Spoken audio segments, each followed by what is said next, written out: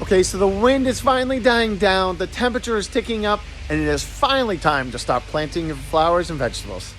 Now, for a minute, I need to brag because I am extremely proud of this crew and how hard they've been working, especially my mom, Karen, and Chloe back in the greenhouses, because most people don't realize how challenging it is to keep hanging baskets and plants looking this good. Now, that being said, when we are literally a month behind schedule, the greenhouses really get full because this wind has been blowing and we can't even put the plants outside because they're going to get, so even though we're not freezing, the bitter wind can just decimate the plants.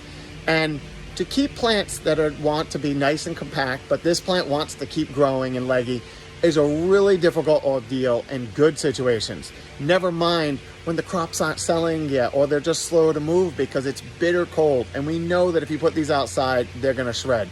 So the fact that they have been able to keep the plants looking that good is mighty impressive. And I have to give them big props to the entire crew because this year has been extremely challenging on all fronts.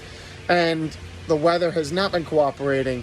And so for them to keep on top of these plants, it's just a tall order, and I'm really proud of how hard they've worked and how good they've gone through. Now, for all of us, we are literally a month behind last year. These plants are on a schedule. We try to anticipate what we're gonna sell, when we're gonna sell it, and then we try to keep a rotation of plants. Now, we predominantly only grow proven winners. And so they do have a little help in the fact that these plants just genetically, the reason we like them is they put so much effort into the breeding and selection of varieties that we find the plants are pretty bulletproof. And so therefore, when you go to put it in your landscape or in your flower boxes, they just are easier and hardier to grow and need less help. Now, that being said, I am still letting everybody know to be a little leery on what you're planting outside and what you're not.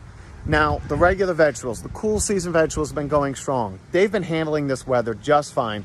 And so what that would be is more of your lettuces, your leeks, your broccolis, anything that likes it cool. Those are the first things to go out in for the season.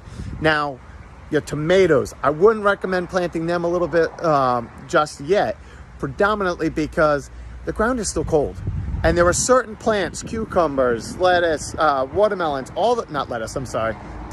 tomatoes, they all like it really warm. So we are by no means warm yet.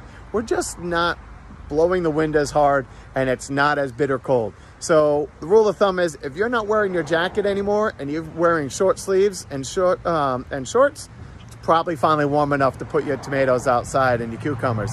If not, I'd rather see you delay putting those out just early and then just maybe have to go to a bigger plant. We have no idea what the weather will do for the next month, but for now, enjoy planting. Almost anything can go outside except for those handful of plants that like it warm. Outside of that, we can help you determine what those are, but it's finally time. Get out there, enjoy your gardens, have some fun because it's a long season and it's time to get some color in the yard. Take care.